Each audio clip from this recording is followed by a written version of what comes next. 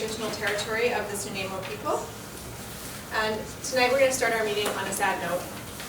I'd like us to start by remembering the brief and vibrant lives of the 3 students our district lost in the past weeks. Lindsay Keane from NDSS, Mariah Hildebrandt Sorello from John Barsby Secondary, and Umberto Alonso Robles from Wellington. These students all saw their lives tragically cut short as a result of pedestrian motor vehicle accidents, and the board extends its deepest condolences to the families, the friends, and staff of these students. Further, I would like us all to keep in our thoughts the Abbotsford School District, as they worked through a terrible tragedy that happened inside Abbotsford Senior Secondary School yesterday. Every day, we all work so hard to keep our students and staff safe from harm. When violence like this occurs inside a school building, it shakes us to our core. I would like parents and the larger school community to be assured that we have school emergency management guidelines to assist schools in preparing for and responding to events such as this one. And while this event is tragic, we will endeavor to learn from this incident to ensure that when you bring us your children each day, we are doing everything we can to keep them safe from such violence. Our thoughts are with the entire Abbotsford community as it deals with this tragedy.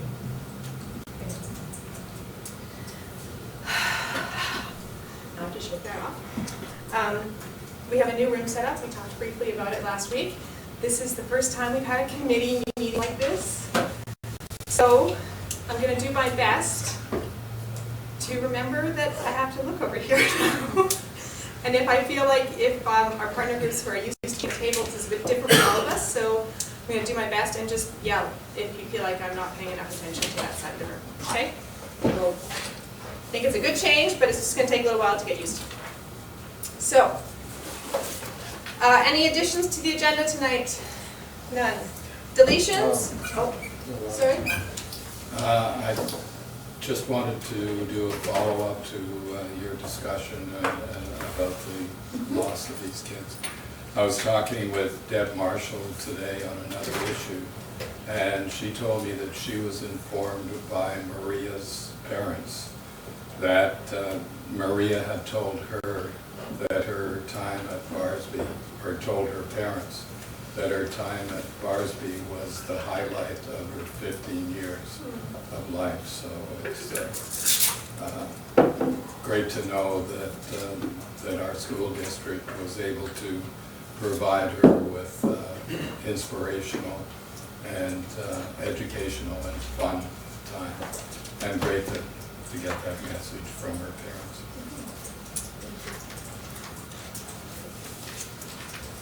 Any deletions to the agenda? No. Any changes in order?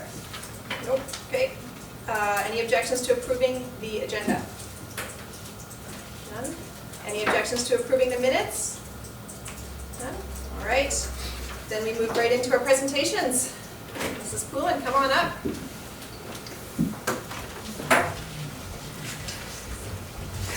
Good evening, everyone. For those of you that don't know me, my name is Jackie Poulin, and I'm principal at Forest Park Elementary School.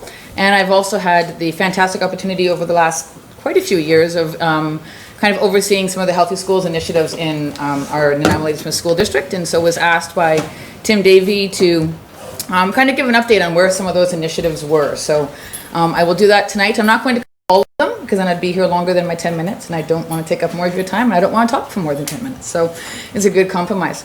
I want to start off actually tonight, even before I get into the PowerPoint, to just acknowledge and thank our staff, our students, our parents for a very, very cold and a very, very wet, but a very, very successful district cross-country meet today. It did go ahead.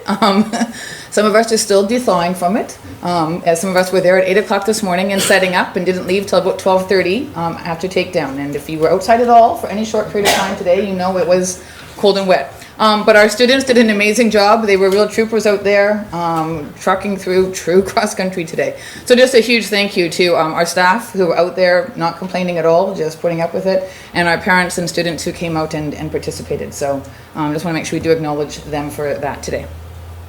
So on to some of the Healthy Schools initiatives, and as I mentioned, I'm going to highlight just some of the bigger things that are happening right now, not covering on everything that's there. The first one I want to cover is actually brand new this year. It was called the Be Active Everyday Challenge. I was approached over this summer to look at partnering with the Nanaimo Division of Family Practice to represent the school district on their Healthy Communities Working Group. I haven't actually attended a meeting yet because they haven't had one yet, but I met with them in consultation with Tim, so they would sit on the committee with them to represent School District 68. But one of the ideas that did come up just in meeting with Barbie Marcy, their executive coordinator, was to promote the Be Active Everyday Challenge. This is not the first year this has happened in the province, but we want to try and push it a little bit more district-wide. And the idea is that it comes from the Doctors of BC, where they're putting a challenge out to all of our schools and all of our students to increase their activity levels for the month of October. And that we actually want to have the physicians come into the school and kick it off and make that partnership with the physicians.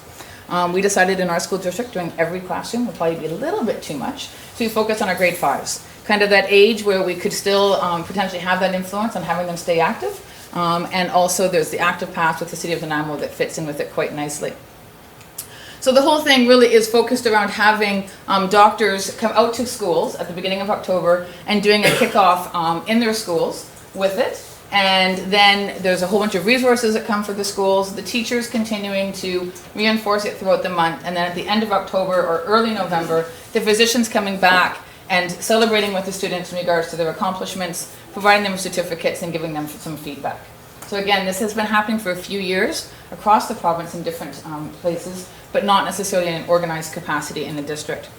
So this year we had 21 of our elementary schools take on this challenge. I didn't send this out till the first week of September. Never a good time to send something new out to elementary administrators. But I did have 21 schools take it on, and out of that, a total of 30 classrooms, because we did let split classes get involved as well, as long as you had grade 5s in it. 11 physicians took up the challenge as well to take time out of their schedules to come to schools and do presentations, as well as we had some public health individuals come to do the kickoff. And we did the kickoff pretty much the first week of October. We have over 850 students who have taken the challenge to increase their daily physical activity. And the promoting is on the 5-2-1-0 approach. So focusing on encouraging kids to have 5 fruits and vegetables in a day, no more than 2 hours of screen time, 1 hour of physical activity, and 0 sugar sweetened beverages, which is a tough one for many to do. So that's the promotion. These photos here are just at our school. They kind of were also teaching the thriller dance, as I'm sure some of my staff and students are thrilled to be at the top. And this is talking to Peter Bowen Roberts, who's actually a retired physician who came out to our school, and he presented to all 3 of our classes that had grade 5s in it at the same time. It was just wonderful to see the kids asking him questions about things that he did to be active and how engaged he was with the students. So certainly a nice kickoff. I'm hoping that we will see it grow even more. Dr. Bowen Roberts is coming back to my school tomorrow, and I do know that the Nanaimo Division of Family Practice has also arranged for the Island Magazine to do an article on it as well. So we'll be seeing that highlighted, and we'll be working more with them in the next little while. The other one that I have up here is the After School Sports and Art Initiative. This is actually our 5th year of this program, and it does just keep growing. The grant that we get now is approximately $80,000 per year that comes into the school district. It comes from the Ministry of Community Sport and Cultural Development, and it is designed to offer after-school sports and art programming for our vulnerable students. And so this does have a very strict criteria in regards to the schools that can be involved. When it first came out, it was strictly a sport program, and then it increased to add the art piece in as well. In our district, we've partnered with Pacific Sport, and they've been an amazing group to work with in regards to helping us implement the program, from staffing and training to just keeping things running smoothly for us. It's offered to over 15 schools, 15 or 16, depending on which term in our district. Some get art, some get sport, some get both. It depends on their availability in their school, their interests, and the staff that we can get, because it's also difficult to get lots of staff for it. The criteria for the school selection is very, very specific. The schools have to be areas that have low socioeconomic, they have a large Aboriginal population and a large immigrant family population. And we have to be able to prove that in order to keep the grant. So when they do, they often will ask us some specific criteria around the schools.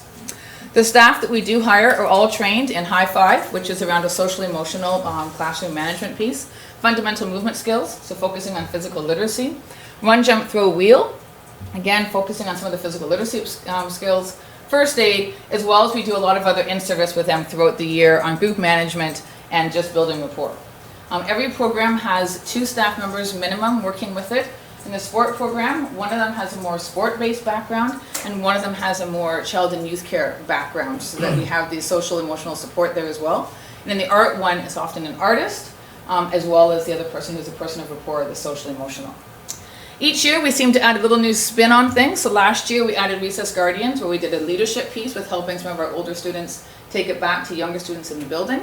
And then this year we're adding in a soccer with the Whitecaps. So on Friday afternoons there's a couple of schools that actually we do have, and so the one photo down there was just on the Friday afternoon. We actually have some players from the Whitecaps that come over and work with the Pacific Sport staff to work with our after school, which is pretty exciting for the kids for sure. And then we also do bring in artists to lead the art program, so they have to actually have a portfolio that demonstrates their art background. We've also added field trips in the last couple of years. So we do swimming and bowling kind of locally once with each term. So we usually do a fall term, a spring term, a winter term and a spring term. And so we usually do swimming and bowling on that. And we've also added in the last couple of years a trip to Mount Washington, both for ski, snowboard trips, as well as we actually did a really cool hiking and biathlon. So the kids had a chance to actually learn biathlon up at Mount Washington. Through Pacific Sport, because they have just been a fantastic partner with us, they have secured some additional funds through Canadian Tire Jumpstart that does help us get more funds in to support some of the equipment in our schools, both sport and art, because of course you add more programs to schools, there's more wear and tear on it, and so we do need to be replacing it a little bit more in some of the schools that have these programming. And then we've also, through this program, as well as through the Canucks Autism Network, applied for separate grants that are Disability Enhancement Grant and the Canucks Autism Network to support programs specifically for either children with autism or be able to hire additional staff so that children who have some additional challenges can still attend these after-school sport programs and have the additional staff there with them. And so it's been a huge increase on that. The Canucks Autism Network just came on last year, and that was just a huge success for us. On to the next one, Swim to Survive. So Swim to Survive is one that we have done for 3 years in grade 3 and 1 year in grade 7, with the intent of hopefully being able to continue it this year. This is a partnership with the City of Nanaimo and the Life Saving Society. The majority of the grants come from the Life Saving Society, and then the school district and the City of Nanaimo also provide a contribution to it as well. So all of the grade 3s receive 3 classroom lessons and 3 pool sessions. The first classroom lesson is done for the grade 3s is done by the lifeguards that actually come to the schools, and then the next 2 classroom lessons are done by the teachers, and then all 3 pool sessions are done by lifeguards at the pool. It's not swimming lessons, but it's drowning prevention. So it's focusing on making sure students would have, if they fell into deep water unexpected, that they would be able to get themselves out safely. The grade 7s, we do 3 classroom lessons, all done by the teachers, and that's really focusing on risk-taking behavior and the kinds of things, because it's at that age where they're going to get dared to do things that maybe they shouldn't be. So the whole focus there is around risk-taking behavior. And then we actually had permission from the Life Saving Society last year to tweak the pool sessions. So rather than 3 pool sessions, we do 2 pool sessions and a lake session. And so the Westwood Lake session is an amazing opportunity because that's really where those kids may end up, taking more risks and doing things. Both programs are completely barrier-free, so there's no cost to transportation, there's no cost to the pool sessions. We even provide swimsuits and towels for families that aren't able to afford it. So the intent is that every grade 3 and every grade 7 will get through this. We had some challenges in regards to some of the grade 7s, in regards to the body image, and so we just worked with them around, then that's fine, then come in your clothes, because actually a lot of these lessons we want them doing in their clothes anyways, because typically you're not in your bathing suit and you accidentally fall into water. So we just worked through those, and we had many of our grade 7s participate for sure. Last year, just wanted to, we have our grade 7s doing some of the practicing at a lake, doing the lake rescue.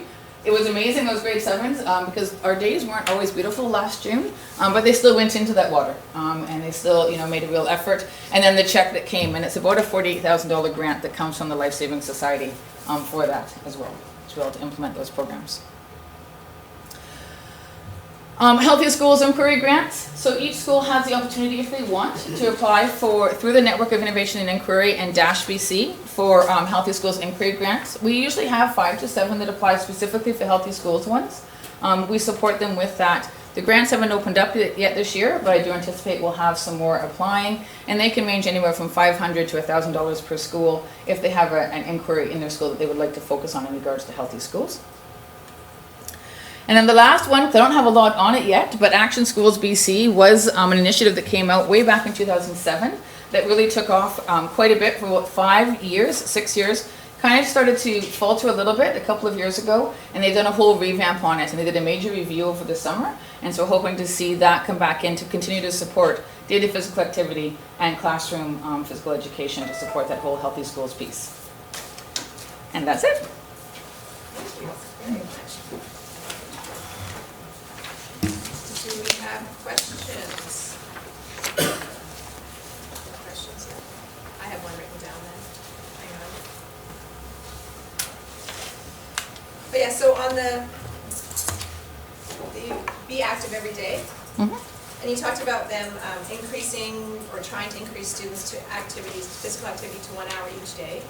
When are they doing that activity? Are they doing it throughout the day? Are they doing one solid hour? Are they just... The intent of that is actually just making sure that they're doing it, and it doesn't have to be all in 1 hour, and it can be during the school day or it can be in the evening. So what they actually get is they get little booklets that lets them log when they're doing it. So they might do 10 minutes, they might do time during the day, they might do 15 minutes after school. We really try and also explain to them that it doesn't have to be an organized sport. Going out for a walk is being physically active. So they just log in there, but it doesn't have to be all done at once.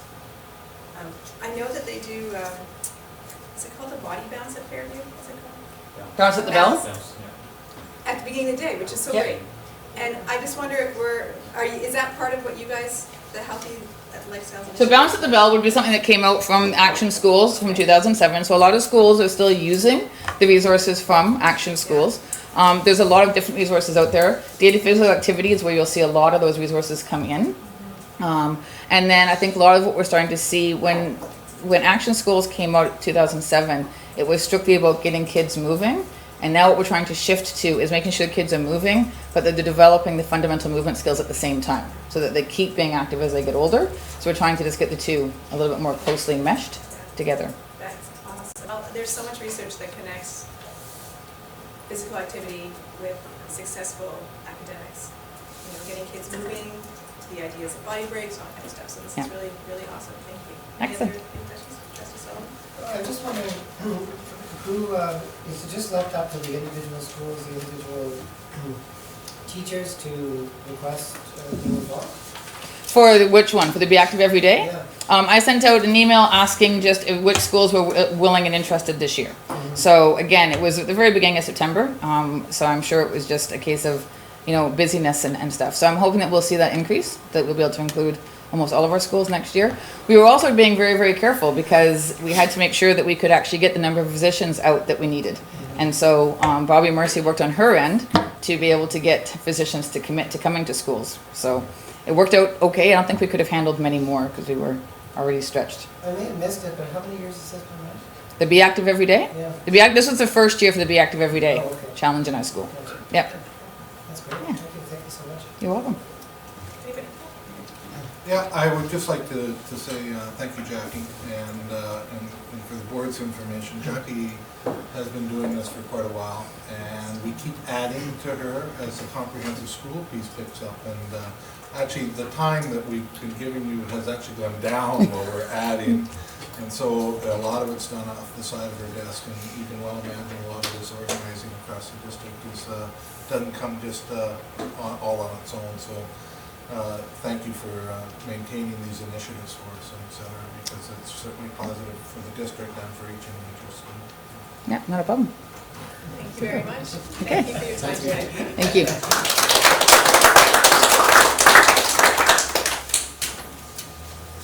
I love that candy man. It's not a problem. Give her one. I don't think she said that. Can I just get my, You can just take it out. She does? Yeah, Okay. I transferred it. perfect. Excellent. Thank you. Okay, we will move on to our learning services update. So, through the chair, the board asked for the student recognition piece to come forward to, I suggested it come forward to the board for discussion.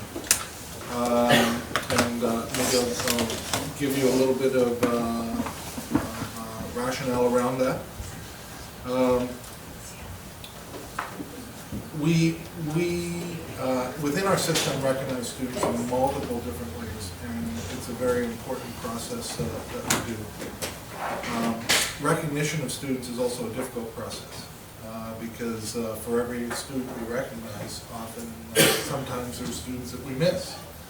And without some clear guidelines around that, it becomes more and more difficult. And we want to maintain a system that we can both manage and be fair and clear about what the recognition is for. So I suggested for this to come back in a discussion point so the board could give us as staff some information about exactly what you're looking towards around this. I know Trustee Robinson came forward with some students of outstanding accomplishment, and that began the conversation again. And I felt it would be timely that we could have some conversation here. I think the board is also very, very aware that principals do an outstanding job in recognizing a lot of the different accomplishments at the school level. And the other piece that I think we need to be sensitive in, or at least decide on whether or not you are going to look at outstanding accomplishments outside the school. There's two recognitions there that you need to probably be aware of. And what does outside the school mean? Extracurricular activities and et cetera are still attached to the schools. There are many outstanding accomplishments, and so let me use sports as an example. Do you recognize, or what level do you recognize students or teams that are local champions within their own district, or provincial champions, or island champions? All those types of things. So do you look at national championships, et cetera, because we got a combination of all those types of things, and that's just one example of the different levels of accomplishments. As you're well aware, I started this conversation that recognizing students and their accomplishments is very, very important. But I'm just suggesting at the same time, just as important is how we do that, what are the guidelines that we use so that we can also solicit the leaders in our system to help us. So by principals knowing what types of students there to bring forward, if that's how you want to do it, and how they would do that, who they would see, whether or not a principal is to talk to the zone trustee, and then we move it on to the board chair within your zone reports, or is it solicited by principals presenting them to the board at a presentation type model, or is it through the superintendent? Those are all things that I think I don't want to stifle it, but you also want to have at least some little bit of control and understanding of what types of criteria you're looking for. So that was all from me, and more for the board to have that conversation for discussion. And some input from our partners. Start with Trustee Robinson. Yeah, I can't take credit for the saxophone player. Is that Trevor? That came out of the board somehow or other. And I felt that his partner, the drummer, deserved equal recognition. So that was my reason for bringing that forward. And I still think that those two kids have achieved, I mean, the first musicians outside Canada to the down at whatever that festival, the Monterey Festival. So I feel that was a good decision.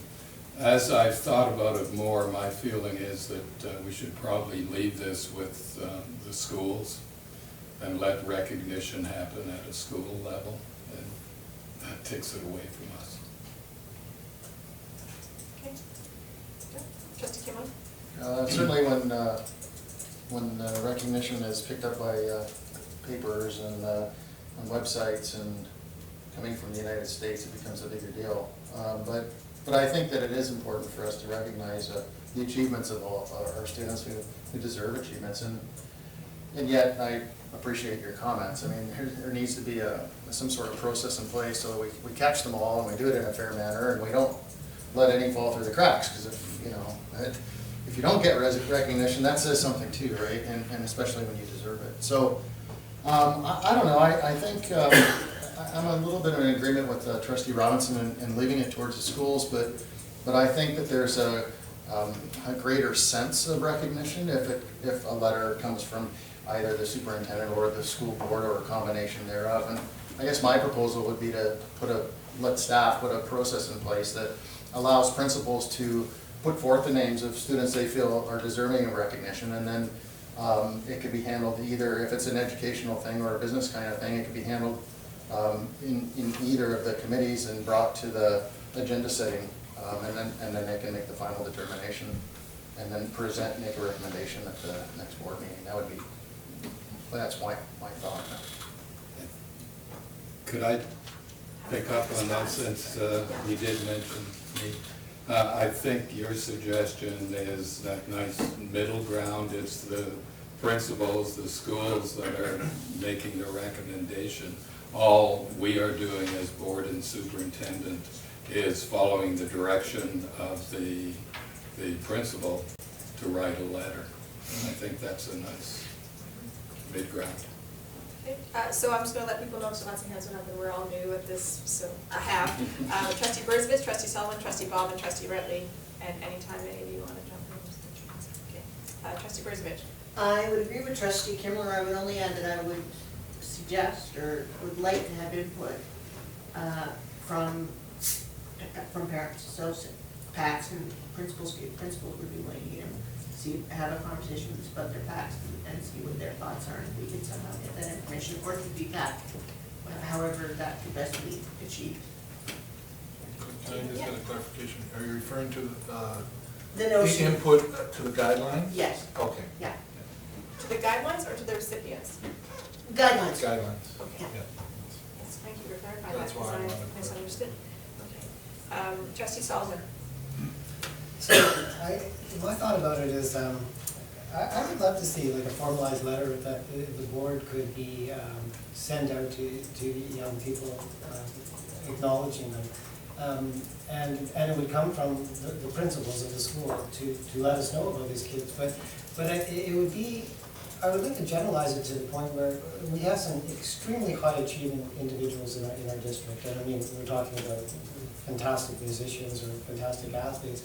But a school may recognize individuals that they may not be at that level, but it may be the first time they made a team and they scored a couple of goals or points or something, and they may stand out in their school community as a special individual, and the school may want to recognize that, and I think that could be really significant for the board to have this available, and we can recognize a broad range of individuals, not to hand it out to every child, but the principal would say, this kid has done so well this year for this reason, and this could be a special acknowledgement. It's just another idea. Trustee Bob. So my thoughts are that I think we need to talk about our trustee zone reports, because when we do our reports, it's when we mention students that have met success and are out in social media and in the news and et cetera, that we need to be mindful that we could be missing other students that are equally as successful, and that we just need to be careful, or just think about our reports and how we're going to do them. I know that for myself, when I do my zone report, that I will draw upon what's out in the news and whatnot, but I really think principals and teachers know best on how to really recognize their students, and they'll notify us if I think they feel that we need think that we're doing something really special and acknowledgement. So that's what my thoughts. Trustee Rotley. I don't think we're as important as we think, like, to the whole process. I think, like, I would say to ask the kids who have success how much they personally, like, it would be the principal could just say, hey, you know, we have everything from recognizing you at the school level here at the school to at the school board. The board's maybe open to it, but I think kids, if you think of it from a kid's point of view, they want to be recognized out there around their friends and family, right? So I would just say ask them. I don't know, because student success is like the parents, the teachers, like it's not really, like the board, we can create the atmosphere for success, but it's at a big broad level. I would actually say we should stay out of it. I kind of like what Trustee Robinson said, but I would say just completely stay out of it, personally, because like if you think of somebody like Diana Krall, Nanaimo takes her on. It's not the school board.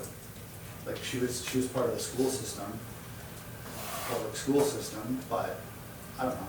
My opinion is kind of interesting.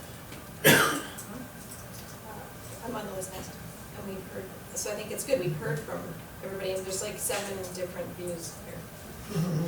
So I think we're not gonna come to a consensus tonight, which is okay, but I think, I'm just gonna add my 2 cents right now, which is I think that, you know, when we start talking about guidelines and policies and all this stuff, we're getting bogged down, I think, in something that's just supposed to be about celebrating the successes of our students. And I think that hearing about the successes of our students is very important to the job we do, so that we know who's achieving, how they're achieving, and really it gives us a chance to talk to those kids about what we're doing well, so we can build on the successes that we are providing these students and make those, that can help inform our decisions that we make at this table that have larger impact, you know, the bigger decisions. So, you know, I kind of like what Trustee Solomon talked about. I really don't think this should just be based on student academic, you know, high achievement. I think it's about students who have experienced success. And I mean, my feeling is that we should just let the principals of all the schools know that we are looking to, at this level here, about student academic success. How can we know what our students are achieving if we don't hear about their successes? And we can hear about that from all various places. I mean, I think I heard about the 2 jazz students from a letter that came from, I think it was a PAC chair, that came to us chastising us for not acknowledging them, and I thought, well, I didn't even know this. I didn't know. So I think maybe what we need to do is mull this over, put it out there to all the people in the audience, and to our stakeholders and our staff, and just everybody should mull it over for a bit, and maybe we'll bring this back in a couple of months and see if people have thought about some ideas. And I see hands going up now that I'm saying put it out there. I don't think we need to form a committee, and I don't think we need to do all that. I think we just need to put it out there for a bit, and people can think about it, and maybe in a couple of months we can bring this back and have a better discussion once people know that we're thinking about this process and getting ideas from people. And maybe we could seek out with fellow trustees across the province if other boards do this and what they do. We've all made connections across the province, so reaching out to those folks would be good. Charlene and then Mike. Thank you. I struggle a little bit with the idea of the word success and acknowledging that, because for some students, success is getting to school every morning. So I think that a lot of thought needs to go into what that means before we start acknowledging students. You know, I don't want to see students comparing each other because that child got acknowledged for this grade or that child got acknowledged for this award, when some of the successes are really just getting to school every day and hitting that point of graduation. So, I don't know, it's just a piece of the broader conversation that I definitely think is really important to keep in mind, and I'm glad for the time to keep thinking about it. Mike? Yeah, many of the same thoughts. For some students in school, their recognition, the top athletes, the top academics, they're the same all the way through, and if you just happen to be that number 2 student right behind that number 1 student for your entire schooling, all you hear about is this one student. That student knows how good they are. They don't need the extra recognition. I think if you're going to give recognition, it probably should be for something that's really above and beyond. Otherwise, now you're going to open a can of worms, and I really like your thoughts there. And many schools have got rid of awards at schools. They don't all recognise their top athletes and top academics and top artists and top. Because for some, it's the progress they've made that year. Getting to school every day. It's a big can of worms. I think you're going to get into a very difficult situation if you start to think about doing it for everything. I think you leave that to the schools. In the schools, they often leave it to the individual teachers. That one student has made more progress this year than in any other year. That's success for them, not getting an A, which incidentally kind of ties with getting great grades. You start ranking students. Trustee Bob? Thank you for your comments. So it goes back to what we report for trustees' own reports, because that's what we want to, we're looking for all the good things that we can report on what's happening in our schools. But I really feel that anything extraordinary could be reported to our superintendent, and he can report it to us, because that's what I feel most comfortable with. Trustee Roby? I'm really glad to hear from the stakeholders on what they had to say, because they're speaking many of the same things in my mind, why I'm kind of thinking it's not such a good idea. I'd really encourage trustees to listen to our stakeholders on this. I know, or whatever the term is. Sorry. Representatives. On this, because like, they have a lot of wisdom. I learned a lot by hearing from them just now. So I'm going to wrap this up unless people want to put their names on the list, but I just want to reassure the folks that spoke that is, I mean, I heard that from a lot of people here tonight, that they don't want to just recognize people who are getting 99. And in fact, I know we're not supposed to personalize. I'm going to tell a story about my teaching days. I got in trouble in my second year of teaching because we had to give our most successful student award in grade 13 law, and my most successful student came into the school year and he literally could not write a sentence. He could not write. And the librarian and a group of teachers got together and decided that we were going to work with this kid and he was going to succeed. And by the end of the year, his final culminating paper was a solid 60, like a well-earned solid 60. And that was my most highly achieving student. And I wanted to give my award to that student, and I got called down to the vice principal's office, not the principal's, and told no. That I had to give it to a student who was an A student. I said, well, they all came in with an A. They didn't achieve a lot this year. They came in with an A. The student worked really hard, so I gave the award to the whole class because they helped this kid get to where he was. So I think there is a feeling amongst this board not to just recognize outstanding achievement, to just and that for a lot of kids, getting to school every day is a huge achievement. And so that's why we are not quite ready to make any decisions yet or create guidelines that might exclude people. I think when we hear about an extraordinary thing that someone's done, we should recognize it, but I think we need to have more discussion about what that looks like. And in the meantime, if we hear about an extraordinary thing that someone's done, we can talk about whether, at the board level, whether we should recognize them or not. So keep thinking about it is what I think we should do. I don't think we're done yet. But I do think that it's really important for us to hear about student successes of all levels, so that we can know what they are and we can build on them and help them inform our decisions when we're making those decisions about those very few dollars that we actually get to make decisions about. I think it's important for us to know what is working for those students, especially our struggling students. Any other closing thoughts on this before we move on? Okay, it's going to come back in a couple of months. Okay, everybody understand that? Don't not think about it and then not say anything in a couple of months when it comes back. Okay. All right. So, 8.2, Yes. overview of community forums. Yesterday we had our first two forums, one for students during the day, and it was full of energy forum. And those of you that attended, I think appreciated certainly the openness and frankness that our students can speak about their own learning, which is absolutely fantastic. And so We had some student leaders that helped present, and also teacher and principal and others, and so our staff, and so it went off really well. So we probably had, this was in the 901, we probably had 100 students, I would say, that were there. The second in the evening, again, a full, wholesome, different conversation presented by Learning Services. And it was more directed at more of the specifics around where education's going. Those of you that were there again, and if you saw both, noticed the difference. One was much more of a workshop for the students to work on ideas and thoughts and et cetera, and take away for us. The other was more of an information session for the adults around education and where it's going, why these changes are occurring, and some of the specifics, not really in depth, but some specifics around the new curriculum and the reporting order and those types of things. Again, a very valuable opportunity. I would say that we probably had 30 or 40 parents there. Not a great turnout, but as I said to our team, that it's not about the number of people we get there at this point in time. It's a starting point for us. We want to look at this as becoming an annual event where we're having high-level conversations about learning.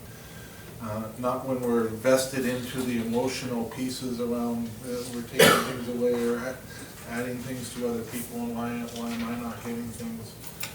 More about the high value of education and how we can deliver it in a better way. And so, which will be incorporated into the framework and et cetera. And again, students were there. A few, I believe, no, none of our, were any of our student leaders there? I'm not sure, no, okay. But anyway, it worked out well, and the information, both the survey is online. It was vetted through the Framework of Learning group with students' input, with also our,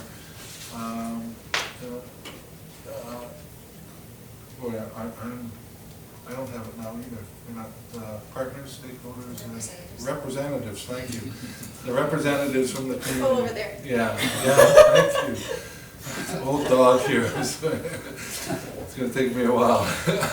But anyway, and I've gone through all that, and it was a really good process, and the survey is really solid. It's gonna create many of the questions that will carry us forward for a long period of time, and we can establish trends and values off of some of the information we're gathering.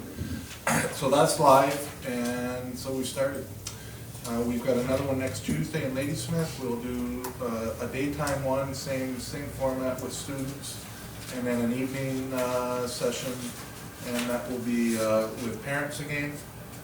And then towards the end of the month, I believe it's the 28th and 29th, Mike McKay will be here to do the public forums in the evenings, and there's sporadic meetings all the way through that last week of November around many of the of different groupings that we're having individual meetings with Mike McKay and those groups. Some of them are individual, some of them are larger BIU, our collective groups, our parent groups, and et cetera. Yeah. Could you just explain a little bit of the difference between the Mike Sure. McKay and the reporting order? Just, there's some questions out there about. So the Mike McKay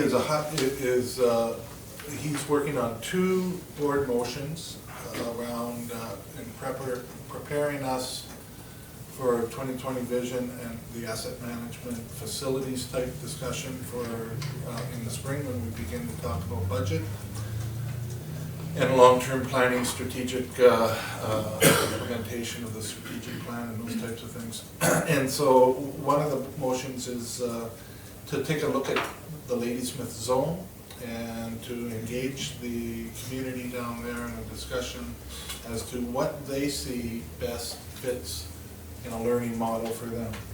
At a very high level again, not to dig down into individual schools, to try and keep it out of the emotional state, but to talk about what's best for their kids in their community and to engage in partnerships around how can we reach those common goals together, very similar to his presentation to the board at the time. Same thing, that the other motion is Central Nanaimo, Hammond Bay. I've asked Mr. McKay to also look at the French immersion piece as well, so Central Nanaimo, Dufferin Crescent, all those schools, that zone again, but a higher level, it's not about the schools, it's about the higher level of looking at what that community group is looking for in the school models, and then for us to take that material away after he brings in the input, to take a look at what are the things that we can do to try to meet those requests from the community. Okay. Any questions on this stuff? Discussions, thoughts? Yeah? More discussion than a question. Harking back to our student recognition discussion and leaping forward to yesterday's student community forum, I would suggest that perhaps we should be asking principals to send some of their C students that are climbing rather than all A students. I'm not sure which criteria we put on. I don't think we put any criteria on it. It was more the principal's decisions, but Mr. Daly? I'm sure it was the Yeah, principal's yeah. Decisions, but they were all A students. Well, they're all late for that meeting, that's for sure. Through the elementary administrators group, through the chair, we did have discussion around this, and the criteria that we put on was just students who were willing to engage in the conversation and have their voice heard. So we weren't looking necessarily for the straight A student. We were looking for students that had opinions that we were willing to express at the table. I'd like to have heard from the C, some C students. And that's a fair analysis. They were very, the communication skills around that room were impressive. Oh, I wanted to stay all day. Yeah. It was great. Trustee Kimler? Yeah, first of all, I'd like to thank those student leaders that led the presentations during the day. I went up and shook their hands individually. They were very dynamic and engaging people and well spoken. They looked very comfortable in front of a crowd. It was very encouraging to see. And I thought it was interesting. I was approaching the morning session and passed the secondary principal, and he said, "Well, I brought my best and brightest." And so I think that sort of lends itself to the notion that the room was certainly filled with, not necessarily everyone was overachievers, but certainly many were. And I think as part of the self-assessment, one secondary student, I think, got up and spoke to that very notion that here we are, we're doing really well in school. And it was in the conversation about whether or not letter grades should be had or not. And they say, hey, if you're at the top and you're getting A's all the time, who everybody wants to get another A, you feel really good about that. But, some of the C students who don't get A's may not feel that the letter grades are appropriate, right? So I think it's a point that's well taken. Trustee Brzovic? I just was gonna say, while I agree, I think my experience, and I mean, I'm generalizing a little bit, but the problem can sometimes be that those C students, those kids that you do want to hear from are the ones who don't always have the confidence to speak in that kind of setting. And I'm speaking from experience in having done focus groups, and so on and so forth. But I attended both of the events yesterday. I thought they were extremely well done, very informative. And I just want to commend the team for your work in organizing it all, and wish you best of luck for the one in place, as I won't be able to attend that one. Mike? And that's why the survey is important, so that you get the range of voices. And I guess the language we should be using is more those that are starting to experience success and starting to meet expectations rather than ranking them by a letter. Trustee Solomon? That wasn't a dig. No. It's a changing It's a culture. reminder to change our It culture. really Yeah, is. we're at the start of the journey. And actually, I'm really glad you said that, Mr. Moe, because I was thinking that, rather than referring to the A or C or B students, that we need to go beyond that. That's part of this process, and so I think we'll work on it. Any other thoughts before we move on? Okay. Now we're on to item 9, unfinished business. This comes out of the last education committee meeting where there was a recommendation put forward. We kind of stumbled over it.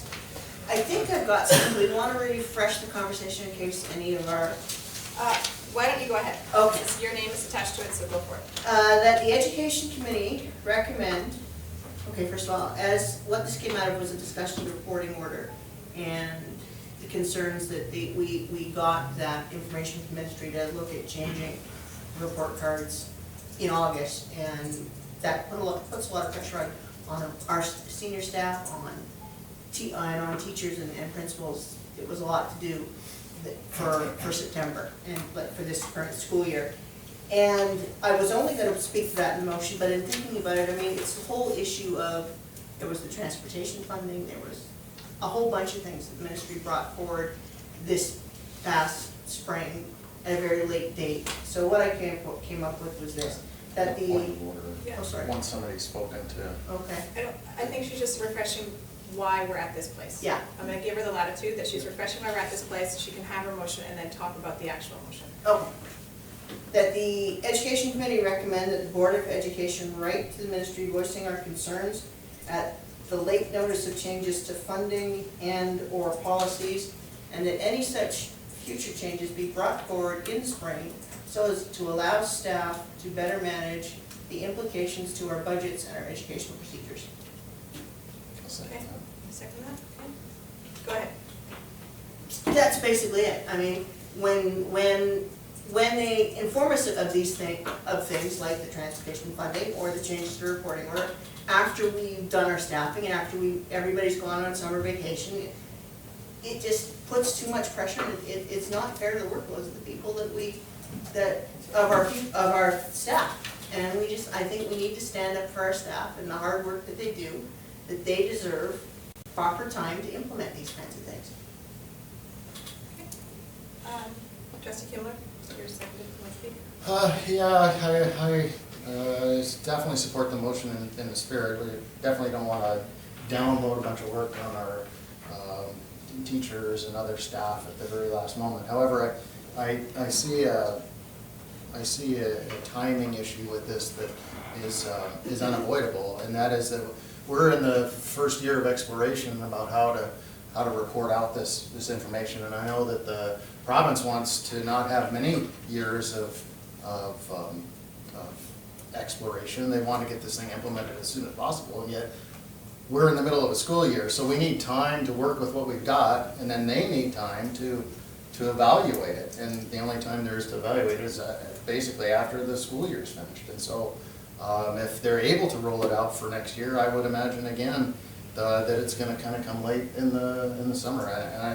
Unless you want to delay the thing for another year, I think it's unavoidable. I'm just gonna add a point of clarification here, that they have extended for a year. So the reporting order was originally a ministerial order for 1 year, it has just been quietly extended to 1 year, another year has been added on. So they have, because of all of the concerns, these concerns have been expressed by people, and so the reporting order issue, it has been extended by another year, so now we have 2 years to figure out what the heck, which is a better timing than 1 year. And it was partly exactly through the issues that Mike talked about last time, like there's an election in the middle of it, they can't get everything done that they need to, acknowledging that there's an election in the middle. I think when the original timeline was developed, people forgot that there was an election, because generally this is developed by the people who are civil servants, not the people who are running, but I don't know. Anyway, it has been, so let's just clarify that the reporting order issue has been extended for an extra year. So everybody knows that. So as a point of clarification then for me then, so if they're going to extend it another year, have they committed to releasing information in the middle of the next school year, as opposed to downloading at the end of the second year, the end of the summer of the second year? I don't know the answer to that in terms of committing to when they're going to release the results of their consultation or their recommendations. Well, I mean, whatever writ that they come up with, whatever process that they're going to put in place, they want to get our feedback. They've given us now 2 years to get feedback, but I don't know necessarily that that's going to translate into, having the instructions set, downloaded at a faster rate. And I'm just wondering if in their delay, since you said that part of the reason why is they're getting pushback, have they committed to releasing in the middle of the school year as opposed to at the end of summer, right before school starts? I do have you on the list. Okay. Do you have, I know you know a little bit more about this, but not much, because this was very quietly changed. And I don't know if you have anything you want to add to the conversation about this. Well, just only that we just heard back from the ministry about 2 hours ago, was it, or a couple, 3 hours ago maybe, And there is nothing officially going to come out about that, but that, for the reasons that Trustee Higginson said, they just want a little bit more time, flexibility to allow us to implement what we're doing. It's a gift of time. I'm just curious why it wasn't an official, some sort of official notice to us. We found it at the bottom of an attachment on Mr. website. Trustee Robinson. Yeah, I certainly agree with the content of the motion, to let our staff know that we appreciate that this was pretty rough on them and continues to be. And rough on teachers, I keep hearing about, very positive about our new curriculum, but not so many positive relationships about adding on the other stuff. I feel that this would be a letter that would be received and filed. Wouldn't do us any real harm with the ministry, but it wouldn't do us a whole lot of good either. We do have a good relationship, a growing relationship with the ministry. So I leave things as is. I vote against the motion. Mike? Could I hear the motion again? Would that be possible? Yeah. This right here. You got it, Desiree? You got it, table. Oh, got it, actually, good. Okay, sorry, we just need to move to table the motion. Okay. Okay, any objections to tabling the motion? No? No? Okay, good. Okay, that the Education Committee recommend that the Board of Education write to the ministry voicing our, did I say, what did I change it to concerns? Because I started, yeah, concerns at late notice of changes to funding or policies, and that any such future changes be brought forward in the spring so as to allow staff to better manage the implications to our budgets and/or educational procedures.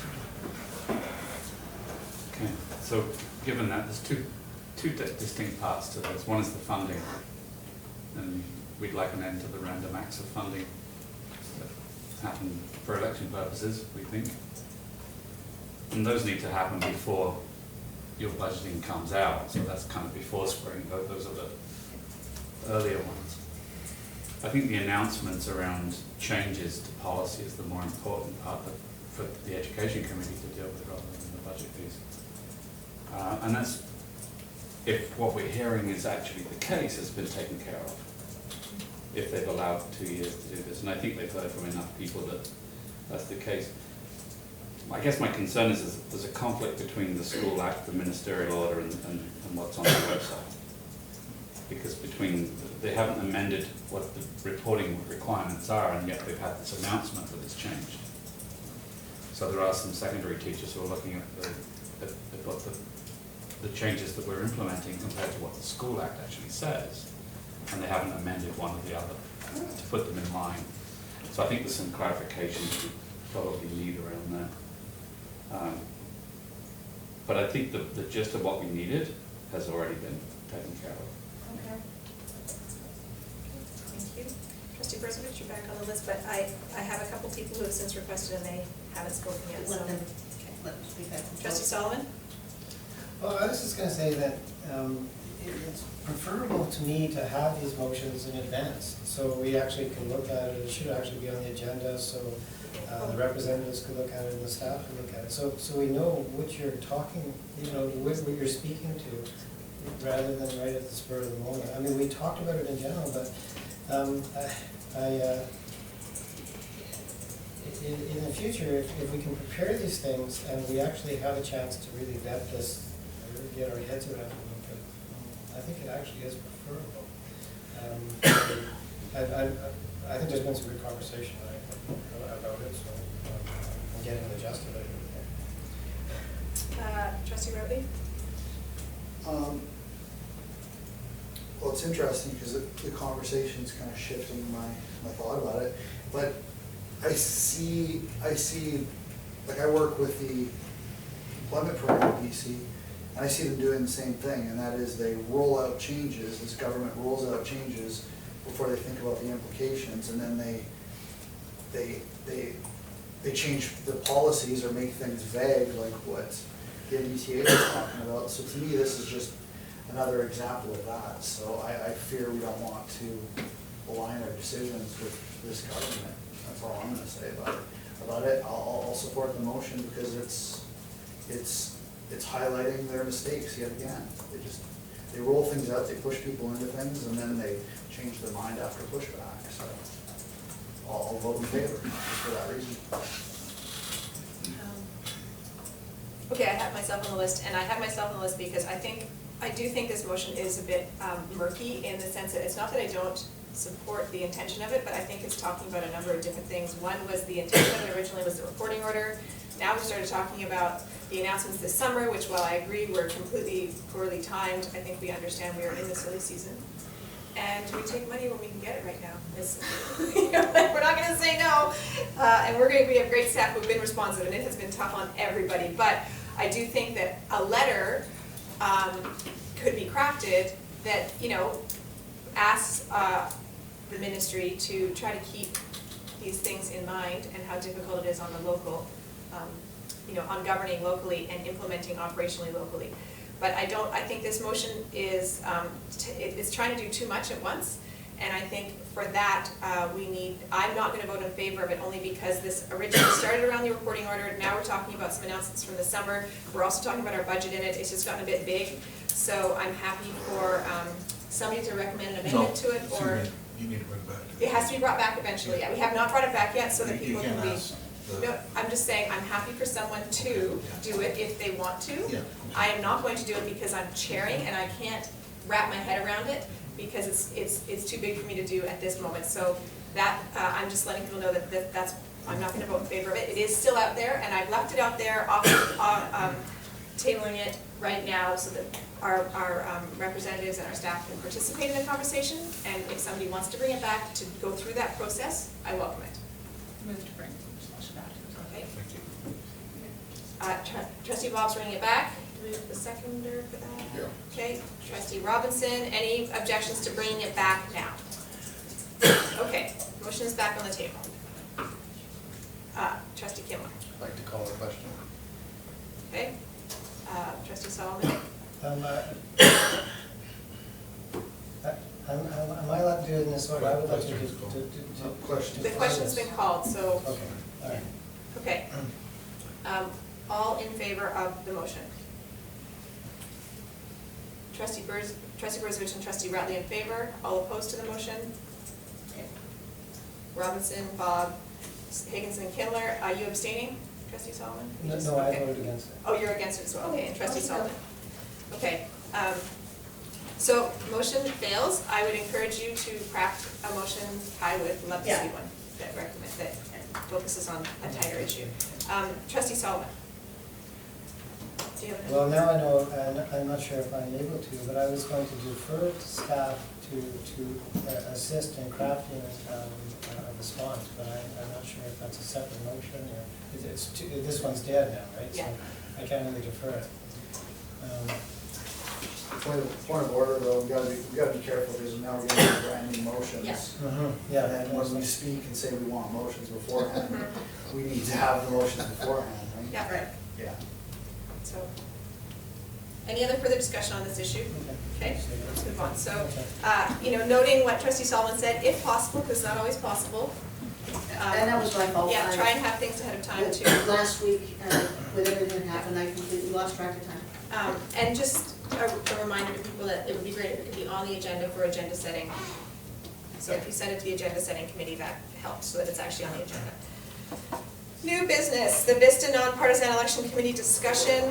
So while this is probably something that belongs at the actual board table and not the education committee, the timelines of this upcoming meeting did not allow for that to happen. So we all received an invitation. Last week we talked about who would go to represent our board to the Vancouver Island School Trustees Association Nonpartisan Election Committee. The VCSTA is putting together a provincial-wide strategy on the election. And there is the Vancouver Island School Trustees, Vista, is starting, they're eager and excited, it's great. They're being really proactive. So there is a bunch of trustees from school boards across the province meeting to discuss an island-wide strategy on the election.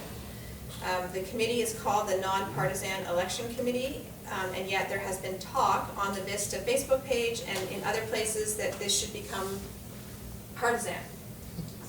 And so I think as a board, we need to decide, as we send our representative there, what direction as our board feels, whether we are sending a representative to support a feeling about partisanship or to remain nonpartisan, or how we feel. So I open that up to discussion. I welcome, I personally as the chair of the meeting and the education committee will welcome feedback from representatives and staff on their feelings about whether this should be something that trustees engage in partisan politics throughout the election or nonpartisan. I think feedback on this issue is welcome. Thoughts? Trustee Kilmer. So I believe the Vancouver School Board handles their trusteeship in a partisan basis. And we've seen however that gets them. I hesitate to participate in a partisan thing. We should be about what's best for the kids. That's our mandate. And we need to work with whatever group is in provincial power, and whether it be one you agree with or one you disagree with, one you like or one you don't like. It's where money comes from, and those are the people we have to work with. Trustee Robinson? What he said. Okay. So you are saying nonpartisan, remain nonpartisan, focus on educational issues. Trustee Solomon? Definitely. I think we have to continue to be nonpartisan, and we have to work with whoever is